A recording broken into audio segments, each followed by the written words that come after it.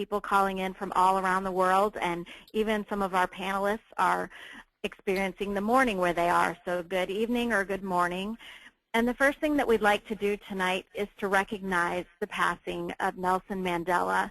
It seems so significant, since we're talking about cross-cultural courage tonight, to acknowledge his life and courageous leadership. And I want to start by sharing a quote from Mandela about courage for us to reflect on together. I think we have a slide with the quote. I learned that courage was not the absence of fear, but the triumph over it. The brave man is not he who does not feel afraid, but he who conquers that fear. So in acknowledgement of the courageous life that Mandela lived, we wanted to start tonight with a moment of silence.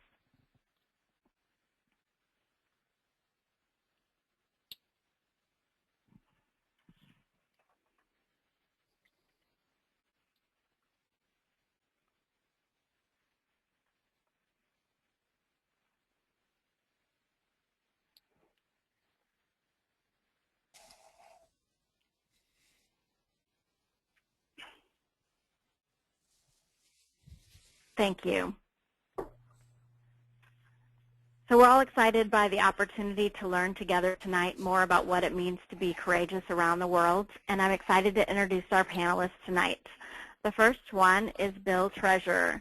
Bill is the Chief Encouragement Officer at Giant Leap Consulting, a courage-building company. He's the author of Right Risk, Courageous Leadership, Using Courage to Transform the Workplace, and the international bestseller, Courage Goes to Work, and his latest title, Leaders Open Doors.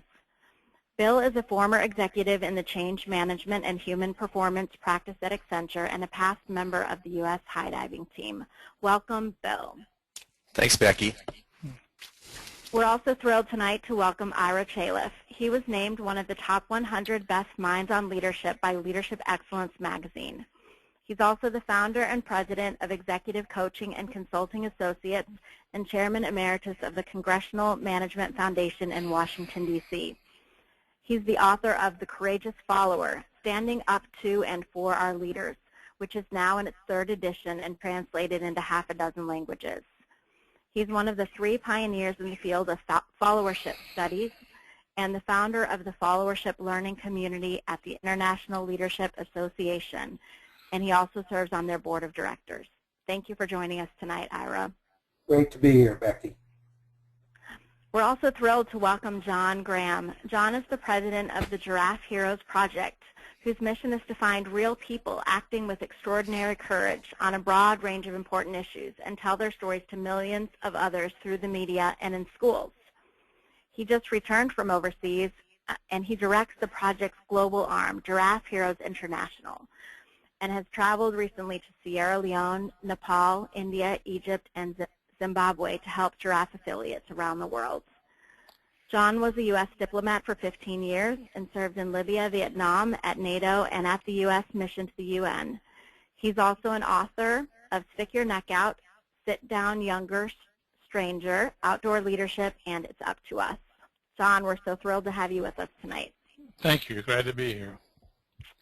I'm also thrilled to welcome Robert Yao, who's the Executive Director and CEO of Singapore Training and Development, which is called STADA. He's the STADA Global Chair member of the Learning Innovative Laboratory at Harvard Graduate School of Education. And he started an international community for STADA with the engagement of the American Society for Training and Development. And STADA is the international partner of ASTD with connections in 10 countries. He's an organizational change catalyst and a mentor. We also have with us tonight Tery Chua, an L&D consultant specializing in program design and curriculum development in the areas of communication, team dynamics, leadership, organization training and development. He delivers training and consultancy work for companies. He's a scholarship award holder and graduate from National University of Singapore, and he started his people career journey with the Navy. So as we start tonight, Bill, I'm really curious for you to share with us how this webinar series came to be. Tonight is the first in the series. I'd love to hear the inspiration for this series and the goals of our Creating a World That Works for All webinar series.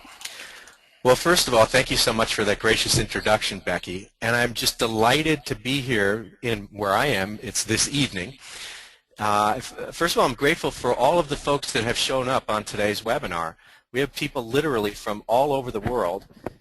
And I'm also grateful for this terrific lineup of people, people who I, first of all, look up to and admire, and I also call my friend.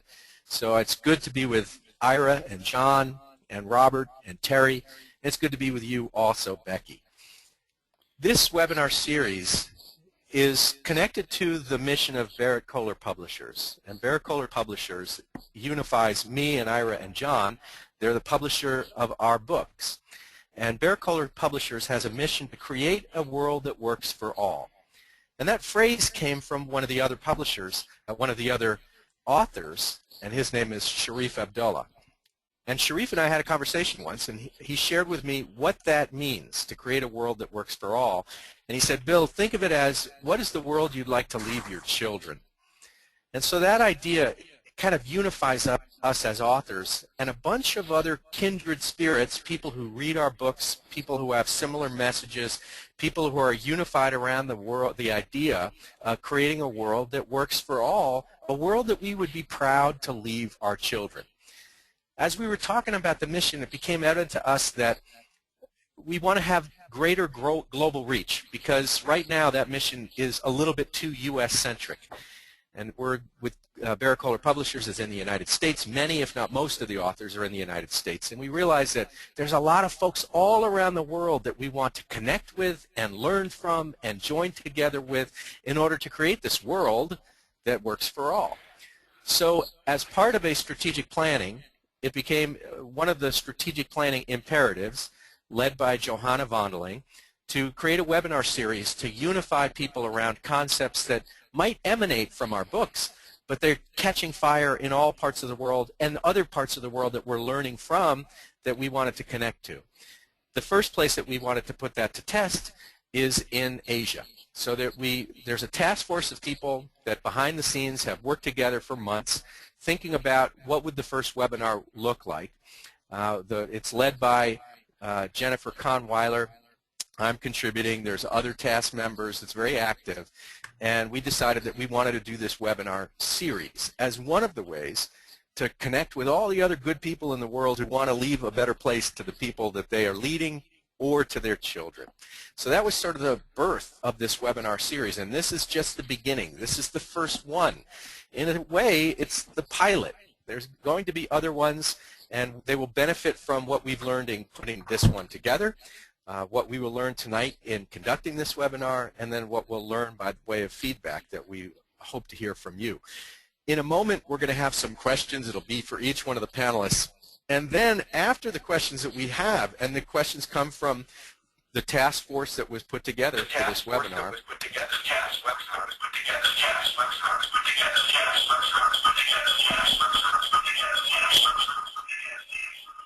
Becky, I'm wondering if we might need to mute one of the speakers. But I also want to make it known that we're going to, in a moment here, go into a series of questions and respond to them, but we also want to hear from you. And you'll see that in your chat box, if you're connecting into the webinar this evening, you should have a chat box in front of you. Feel free to deposit a question in there, and at the after we've answered the first round of questions, we want to take your questions. We want to engage with you, the webinar attendee, from all the good folks that are attending throughout the world. So with that, I'm going to turn it back over to you, Becky. Thanks, Bill. I think that we identified the source of that audio feedback, so I apologize to everyone for that. And we're really excited to jump into these questions that were recommended by people that we worked with to pull this event together. Bill, the first question actually starts with you. We were hoping to begin the night by talking about aspects of courage that seem universal across cultures. Well, it's a good question, because tonight we're going to talk about some of the differences when we get into the other questions. But let's first start with the commonalities, because clearly there are, the way that we experience courage can have a lot of commonalities across cultures, first of all. I think that part of the reason for that is there may be a strong biological element related to the idea of courage. We know that there's a place in your brain associated with fear. It's called the amygdala, and that's the Latin word for almond because it's an almond shape and about almond size part of your brain. It's this subterranean reptilian part of your brain that is associated with keeping you from harm and danger, and it is the fear button in your brain. Everybody comes equipped with an amygdala. In fact, you have amygdala. You have it in both hemispheres of the brain. And it's really important. It's your self-preservation button, but it's constantly vigilant. It's constantly on. Some research recently suggests that there may be a part of your brain called the subungual anterior cingulate cortex. That's a mouthful, but it might be the courage button. MRI studies have recently shown that there's a part of your brain that may be biologically associated with being courageous. Now, the reason I mention that as part of the common experience of courage is that it seems that human beings come equipped for self-preservation with the fear button, but you're also equipped to get through the human experience with a part of your brain that might be localized and associated with courageous behavior. So it's common, this idea of being courageous. Across cultures, the most dramatic stories, the stories that resonate the most with given cultures, the stories that captivate the pride and the attention of a given culture, often involve courageous actions. Courage also tends to have a relationship with fear. So this idea of courage is not fearlessness. It's often fearful. Courage is often, as you said in the beginning quote from Nelson Mandela, courage is not the absence of fear, it's the triumph over it. It is the acknowledgement that I have this fear, and instead of fighting it or freezing because of it or running away from it, I'm going to carry it with me. Courage is acting despite the fact that you are afraid. So courage is fearful. You are in a courageous moment. You are fearful, not fearless. And I think that that is a commonality we share as part of the human experience, that when we're in a courageous moment, emotionally, physiologically, something is going on for us. There is this high arousal state, if you will. I think that when you're in a courageous moment, whether you're in Africa or in Asia or in the United States or in Europe, you're having high emotional, high arousal state. Oftentimes it involves discomfort and fear, regardless of which culture that you're in. And I think that there's a piece of this that's common as well, that when you're in a courageous moment, you are extending yourself into a zone of discomfort, and you are putting skin in the game. There's something at risk for you. You're vulnerable in some way in your courageous moment. You're experiencing vulnerability. John puts this really well as you're sticking your neck out. When you're in a courageous moment, whether you're doing something that's daredevilry, or if you're making a big investment, or if you're having to confront somebody, maybe an authority figure, that is putting skin in the game. It's sticking your neck out. And then finally, I would say that the idea of confronting authority figures, which is very much the experience of sticking your neck out, it may manifest itself differently. There may be some cultures that are more reluctant to do it. But that idea of speaking truth to power is cross-cultural. It may manifest itself differently. There may be more reluctance in some cultures than others to do it, but it still exists as part of the courageous experience. So those would be a few of the ideas that I would think that we share across culture relative to the idea and concept of courage. And perhaps tonight in our conversations we'll identify a few more. Before we move on to the second question, I do want to invite those who are listening, if there are questions that arise for you or comments, please feel free to use the question panel. Once we've done our introductory questions, we are going to address some of the questions that are coming in from all of you who are listening. So if you want to test out the question panel and tell us where you're calling in from as a way of testing that, we see some already sharing where they're calling from. And then, as I said, at any point throughout the evening, feel free to add your questions and comments in the question panel, and we'll address those along the way. The second question tonight is for Robert. And Robert, we're curious, from a cultural perspective, how Singapore is like and unlike other Asian countries.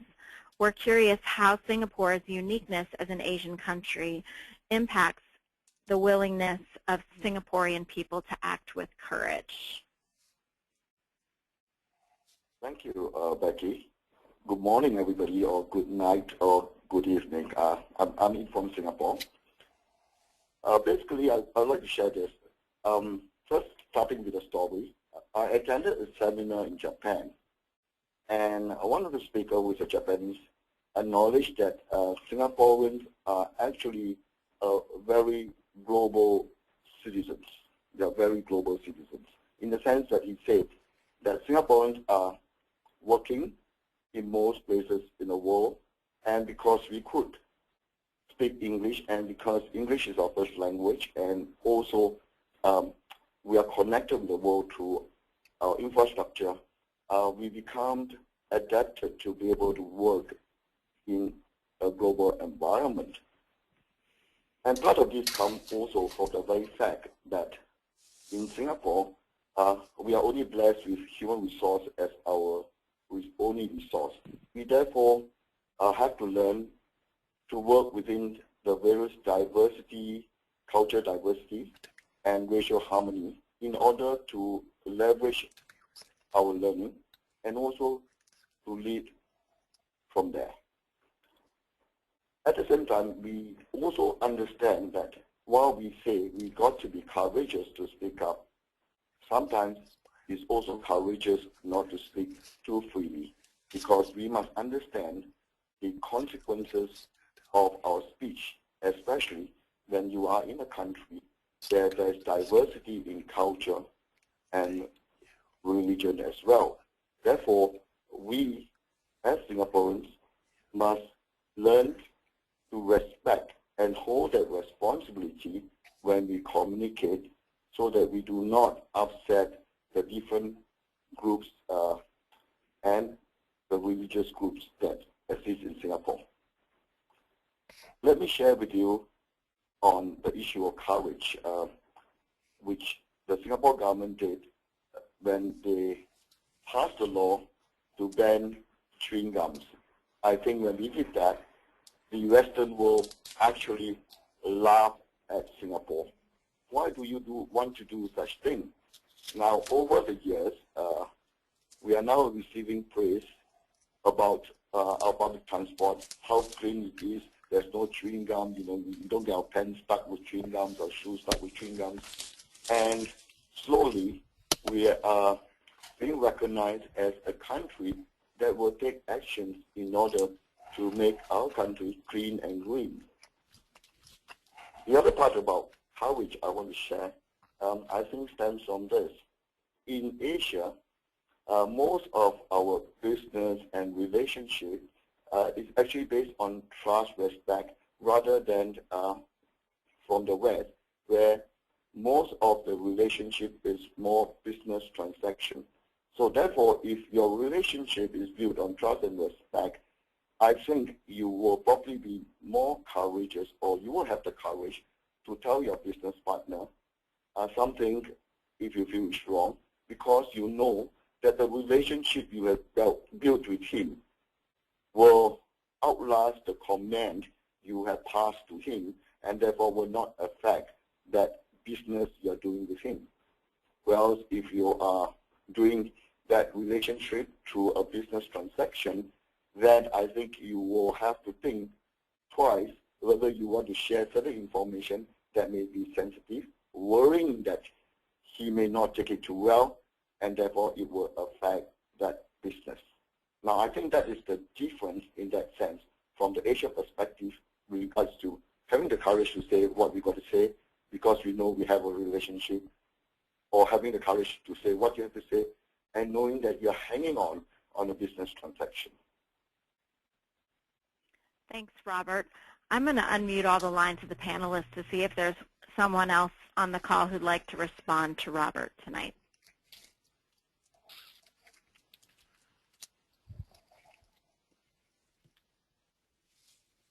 Okay. Well, this next question is for Ira. Ira, where Bill's work focuses on courageous leadership, we discussed earlier with the introduction that your work focuses on courageous followership. And Robert did mention this as it relates to the Asian culture, speaking up to authority figures, which courageous followers are often called on to do. is approached differently across cultures, as Robert was mentioning. So I'm curious from your perspective, Ira, how culture influences a follower's willingness to speak truth to power, and also whether or not you could offer 1 or 2 quick tips to inspire a follower's willingness to act with courage. Becky, there's a large amount of information on the subject of cross-cultural communication, and one of the key concepts is that of power-distance relationship. And some cultures are viewed as having high power distance, in which power is very unevenly distributed, and those in the subordinate role are very dependent on those in the higher role. And then the low power distance relationship is viewed as more interdependent. And oftentimes you hear that Asian cultures are more high power distance, and the U.S. or Australian cultures, for example, are lower power distance relationship. Well, that's the theory.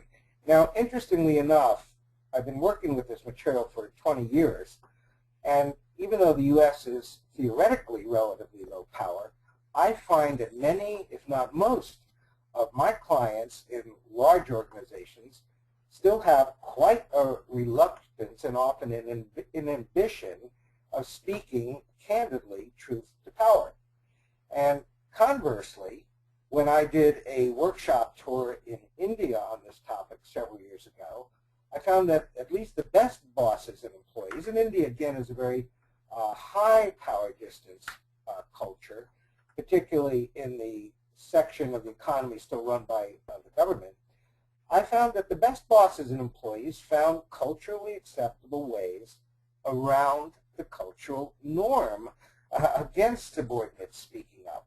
So this has taught me that there are at least 2 factors that thread through the different cultures. One is that whatever culture you are in, you will need to have a degree of courage to speak truth to power, regardless of the cultural norm. You will personally need a degree of courage. And secondly, regardless of the culture, you need to respect the norms of that culture. And you need to find acceptable ways to frame your speech. And you can always do so within any culture. I actually find that there is a third element, and that's very applicable in high-risk situations like aviation or nuclear power plants, in which a subordinate not speaking up assertively enough has created tremendous disasters. And those industries have responded to this by training their subordinates through role plays and other means to rise above their cultural upbringing and speak assertively enough when it is required to do so to avoid catastrophe. And we see this actually entering hospital practice as well, very much now, when, in the U.S., for example, hospital staffs come from 100 different cultures, each with different norms.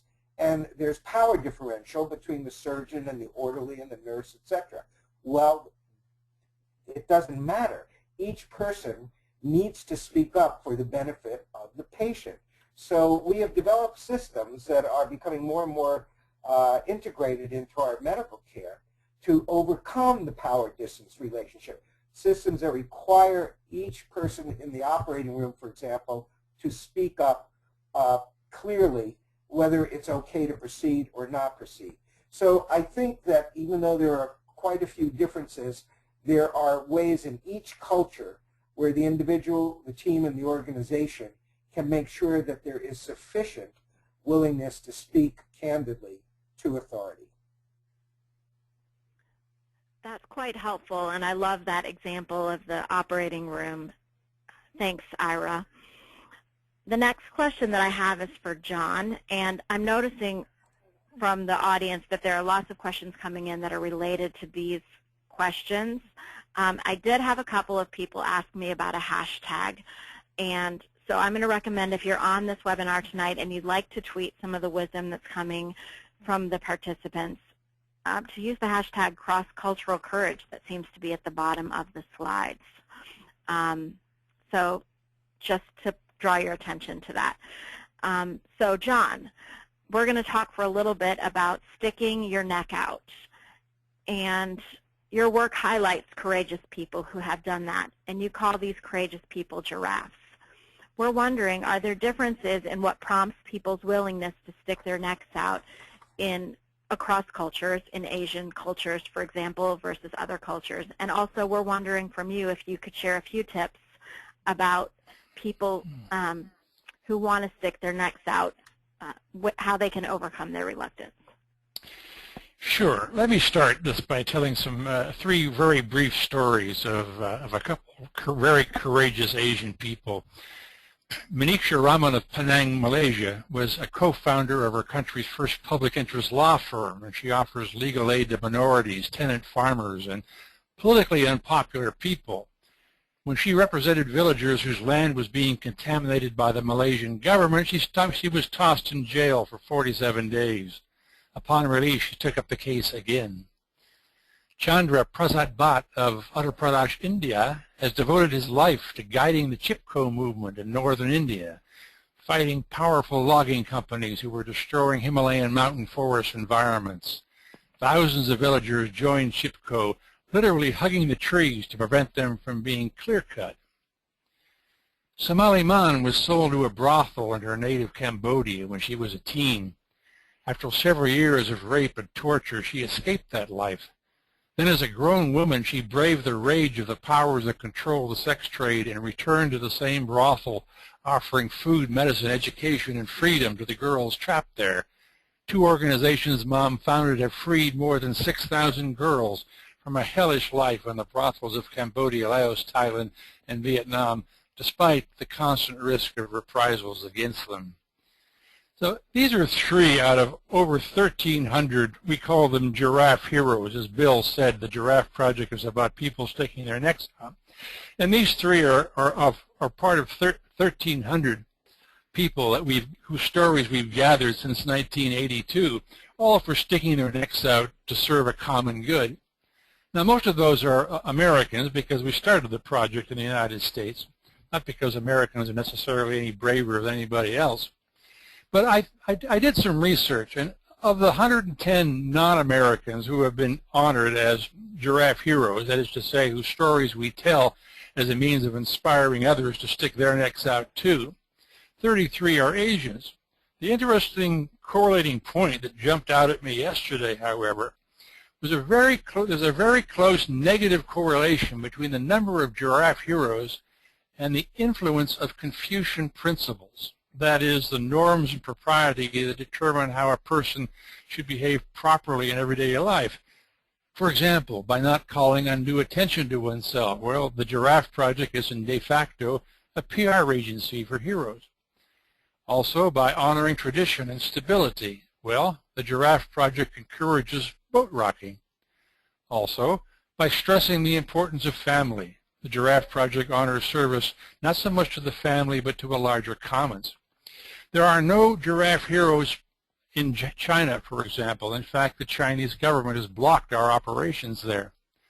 There are no giraffe heroes or even any interest that we've detected yet of the Giraffe Project in Japan, Korea, Taiwan, and I must say, Singapore.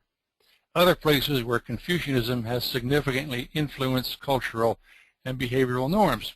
Now, I'm not saying that they're not courageous people in those countries. Of course not.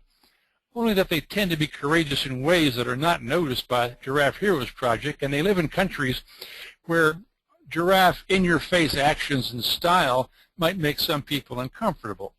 And of course there are exceptions, like the heroes of Tiananmen Square, for example.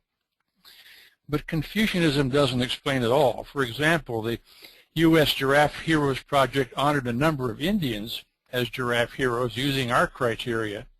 But when we handed over management of Giraffe Heroes India to Indians, the emphasis shifted. Where we, from the United States, were picking people in India working on hot button issues, such as violence against women, our Indian partners tended to pick people who were quietly and steadily trying to change government or corporate systems from the inside, often at great bureaucratic risk. Again, I'm not saying there are not courageous people in Asia or parts of Asia, only that their work from our observation, tends to be channeled through different cultural norms. Courageous agents of change in Asia, from our experience, are more likely than giraffe heroes to act quietly, without much public notice, causing less shock or embarrassment to others. More than giraffe heroes, they seem to work within systems without attacking them head on. So that's just a couple of things that we noticed just from looking at our giraffe heroes and where they came from. You asked me for any brief tips on acting courageously. Well, we have 30 years of talking to these over 1,300 giraffes, and we ask as many of them as we can, what made you do it? What moves you to act with courage? And it seems that almost universally there are two basic strategies. The first is well known to all the listeners on this call. That is that you can reduce the risk by increasing your confidence to take them. You know, by getting better information, by learning and practicing a skill, by getting tools, experience, support, making a plan, stuff like that. All of that will increase your ability and your self-confidence for taking the risks that you face, but it will never reduce those risks to zero. So while increasing your confidence will improve your odds, you can never reduce the risk to zero. They can still hold you back. So the second strategy that we've learned from giraffe heroes and from others is increasing the courage you have for taking the risks that remain. Now, this is a lot harder than reducing risks and demands that you dig deeper into yourself. When we ask giraffe heroes, for example, these 1,300 people who are sticking their necks out, why they take the risks that they take, often they will say that their first reaction was, anger, desperation, adrenaline, guilt. But in decades of watching them, it's pretty clear that anger and desperation and adrenaline and guilt are all short-term motivations. If that's all you've got to motivate you, our experience is you're going to burn out. You'll probably fail. But there's a deeper motivation, one with staying power, and it's one that certainly typified the life of Nelson Mandela. Giraffe heroes find it sooner or later, and it's this. The deeper you dig, the clearer it gets that giraffe heroes act with the courage and perseverance they do because what they are doing is meaningful to them. That is, it satisfies a personal sense of purpose at the very center of their beings. Some giraffe heroes use religious language to describe this, but most of them don't. In any case, it's this deep conviction about the meaningfulness of their acts that drives them forward. It's what makes them so effective in solving problems and so inspiring to other people that hear their stories. Now, how does this work? Just let me briefly demonstrate. I ask all of our listeners on this call, when you're doing something that's personally meaningful, a relationship, a job, an activity, you feel deeply that you're on the right path. You're committed to walking it. You feel good about that. You want to stay on that path. But if you have to do something that scares you in order to stay on the path, it's important that you don't focus just on the risk in isolation, but look at them in the whole picture as parts of the path you already know is meaningful. And when you see risks in this broader context, as giraffes do, the risks don't go away, but they seem more worth taking, and you become more willing, confident, and able in facing them. They become more like speed bumps and not walls. The commitment you already have for walking that meaningful path spills over onto the risks you face along the way, and you're better motivated to act in the face of that fear. You have more courage. This is how, I was deeply involved in the anti-apartheid movement, and this is exactly what motivated Nelson Mandela and his allies. They were doing something that was meaningful, not just ending apartheid, but ending it peacefully and building a new nation in which white and black could live together. That was their vision. That was hugely meaningful to them. And listening to them talk, especially in person, was overwhelmingly powerful. So when the risks popped up, the risks of jail, the risk of violence, the risk even of death, they didn't see those risks in isolation, but they were simply part and parcel of a path that was enormously meaningful. And that's what led them to shove through those risks, to go around them, over them, and to keep going. It was the meaningfulness of the path that they embarked on from the beginning. I'll stop there. Well, thanks so much, John. There's definitely a lot to think about there, and a lot of cultural differences that you shared, as well as some tips for finding more courage. We're going to shift a little bit, and we have a question tonight for Tery. This question is related not to cross-cultural differences related to courage, but generational ones. We're curious about your perspective, Tery, as perhaps the youngest member of our panel tonight, and wondering what are some courageous responses that you might see that are different between younger millennial Asians and older baby boomer Asians. Tery. All right. Yes, Thanks, Tery. Becky. Yeah. Can you hear me? Yes. Okay. Great. So my mind is still spinning about the answers provided by John. Anyway, so this question is a tough one, given that, as you mentioned, I'm the youngest of the lot of panelists here, and you're giving me a trick question, asking me about the older generation versus the younger one in terms of courage. Well, let me put it this way: I would see courage in a different form. A lot of times when we talk about courage, we talk about speaking up, right? So being able to speak up means you are courageous. In the younger generation, definitely, they tend to be a bit more vocal. Could be the way that their education system is, the way that they communicate with each other, using social media and so on. So they tend to speak up more. But I tend to disagree on the part that speaking up means courageous. In my organization and in many other organizations that I've served, I do see that a lot of this younger generation, they do speak up, but when they are being told to take on more responsibility, to take on ownership of what they have said, then, courage is clearly shown here, whether they take ownership of what they have said or they have not. And many of the younger generation, they tend to speak up, but not taking ownership of what they have conversed thereafter. So on this aspect, if we're talking about courage in terms of speaking up, then yes, younger generation have this courage to speak up.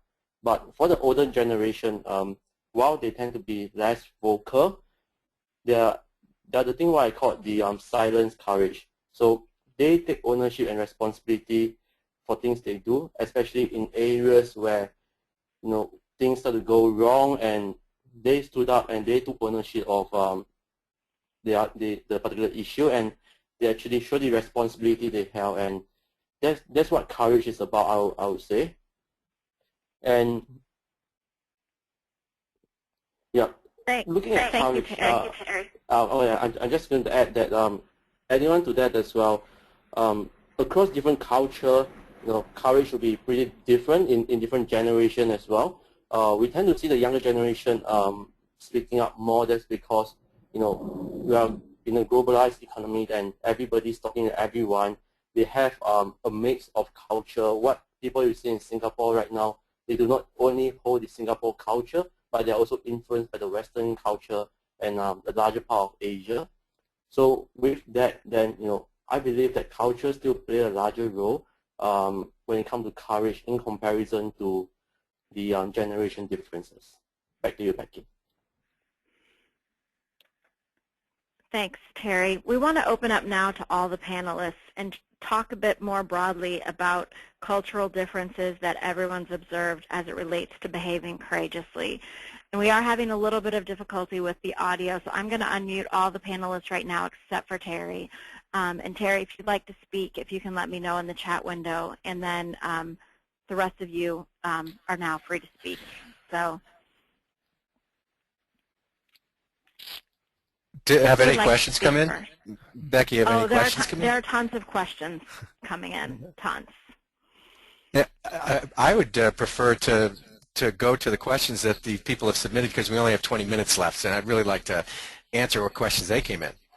All right, super.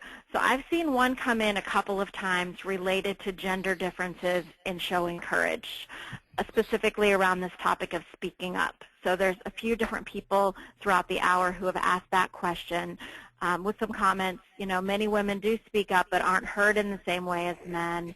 That's one of the comments that I'm seeing come in. So if there's someone on the call who would be willing to speak to possibly differences related to women and men and how they express courage. This is John. Let me just offer this as a little starting tidbit. as I said, we've honored 1,300 people as Giraffe Heroes. These are people who have been exceptional in sticking their necks out, showing courage to solve some public problem. 1,300. Of the 1,300, about 750 are women. This surprises some people, but it doesn't surprise us. That we find that when you look at people that change things, that are committed, not just on women's issues, but on all issues, that there are more female giraffes than men. I just throw that out there in case it startles anybody.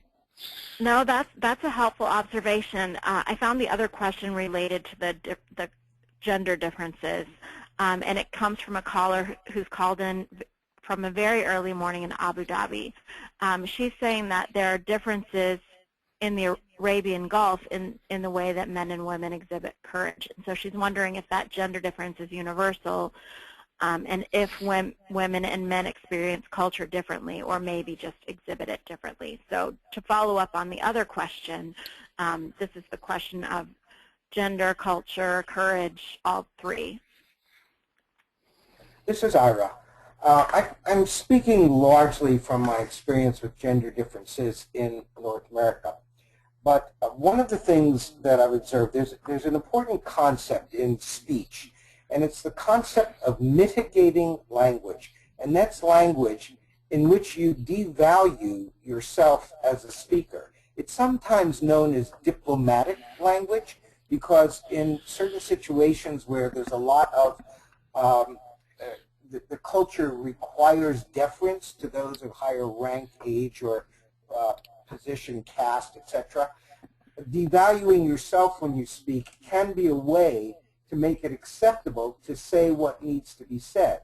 However, because of culturalization, I have observed that very, very accomplished women who hold PhDs, etc., sometimes are more prone to use mitigating language than their male counterparts. And that can inadvertently weaken their ability to get their point across and be heard. Now, I understand, of course, that there's also the factor of men not paying attention and not hearing what they're saying. But that's something that when I coach my female clients, executives, and professionals, that I find I need to pay a little bit more attention to. Although, frankly, everyone needs to become aware of consciously when to use mitigating language and when to use assertive language. They both have their place in speaking courageously. So this is Bill, Becky. I'd like to comment as well, and I appreciate Ira's comments there, the idea of mitigating language. A lot of times you will hear when women are teeing up an idea, they'll say, oh, this probably isn't a very good idea, but what if we do this? So they'll sort of undermine their own comment before they throw it out there. At least in the United States, they use that mitigating language a little bit more. That said, I was in Abu Dhabi 2 weeks ago, and I was very, very impressed.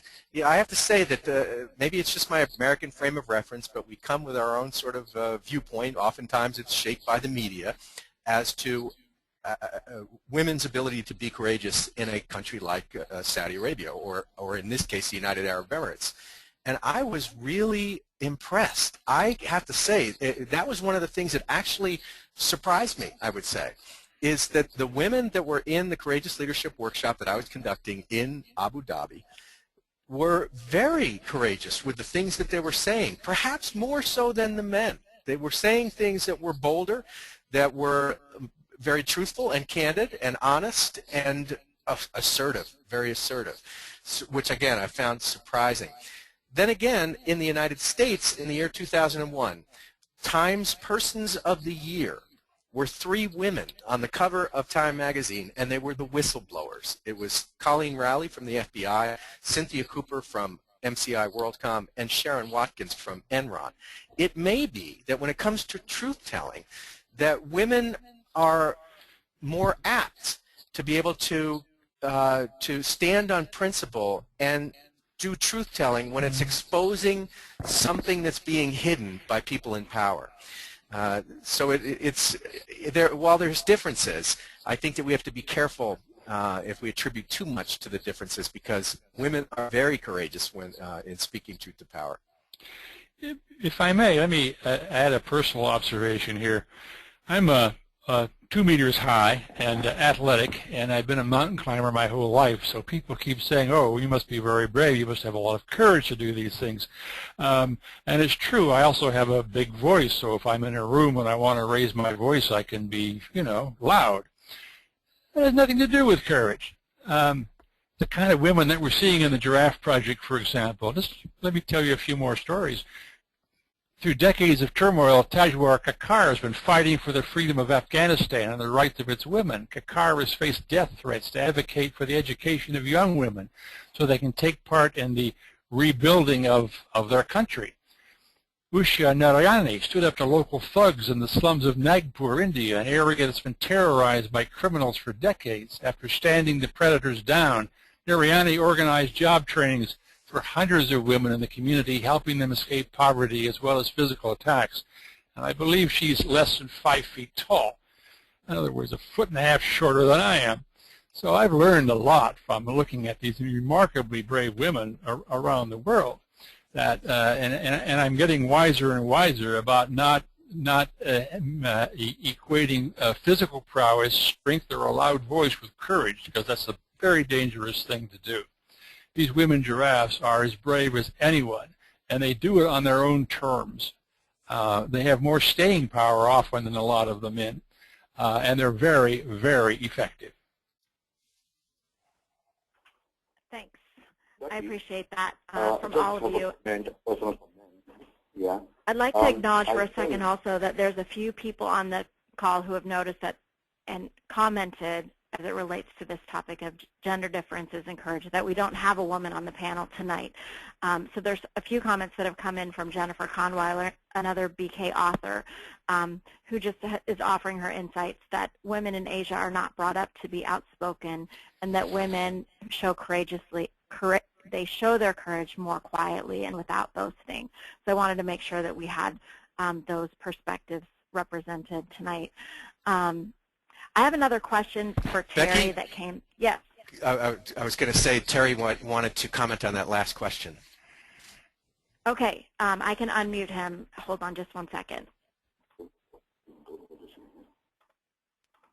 Unmuted. Okay, Tery. Okay, Tery. All right, thanks, Becky. Yeah, same thing that I want to comment also on the part of gender differences, which was brought up by the other participants, saying that women in Asia, they are not, brought up in a way to speak up freely and to speak up courageously, and they are courageous, but the way that they exhibit their courage is very different. And I like the part that Ira have pointed out rightfully, that they use mitigating language, and in Asia, similarly, women, they are courageous, but they show it in a more softer manner, in a more mitigating language. And sometimes we tend to see that as not being courageous, but I guess we're all wrong. They are courageous. So in terms of gender differences, right? Well, sometimes I do feel that women are more courageous than men. Yeah. Thanks, Tery. We have some more insights coming in from our listeners. Marcia Reynolds, another author in our Barrett-Kohler community, is pointing out that we can't generalize all of Asia as it relates to women and how they express courage.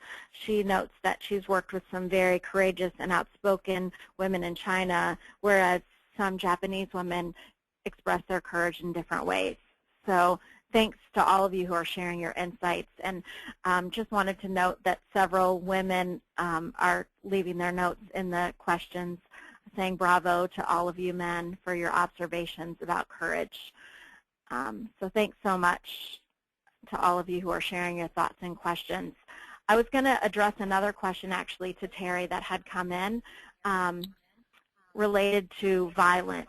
Tery, the listener who's interested in hearing your perspective, says that speaking up in a violent situation is quite risky, as you know, and wondered if you have a strategy for minimizing danger on the person who wants to raise their voice in a time of violence or danger.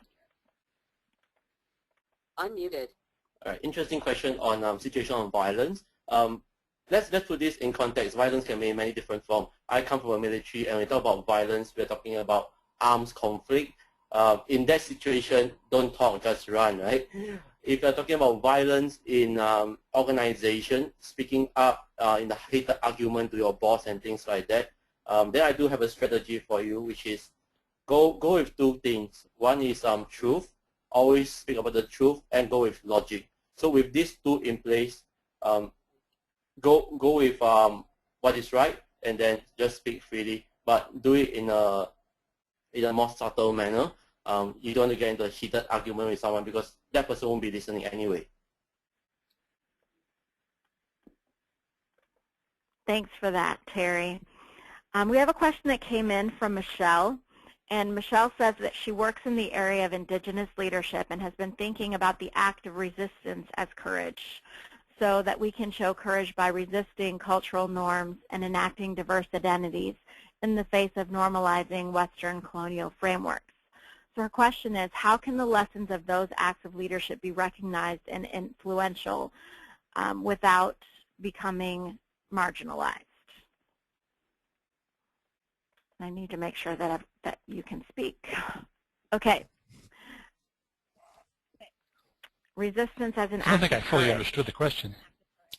Yeah, I'm trying to figure it out myself a bit. Michelle, I don't know if you want to share some more insights for us.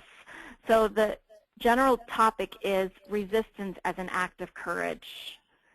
So perhaps if someone has some comments on how resisting cultural trends can show courage. Well, this is Ira. Can you hear me? Yes. You know, there's no question that very quiet acts of resistance are forms of courage.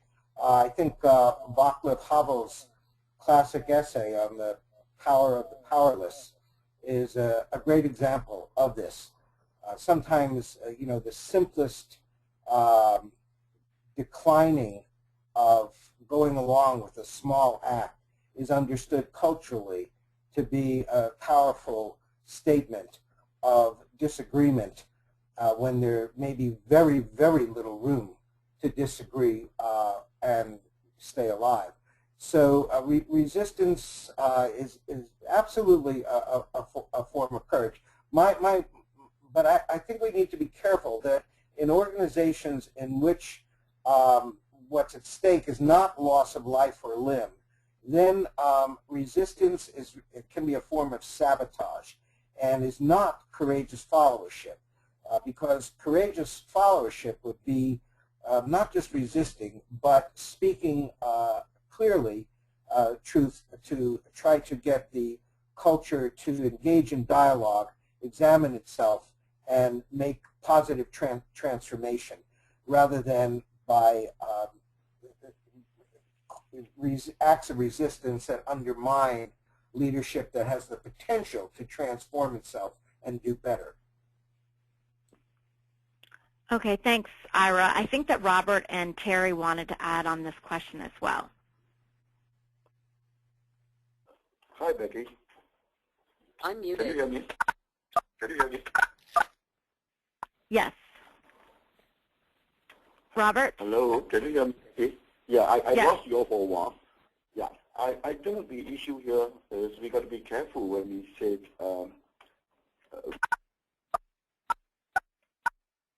we can speak up and speak up in the manner that we are communicating, not pushing a point where purely from being against a proposition.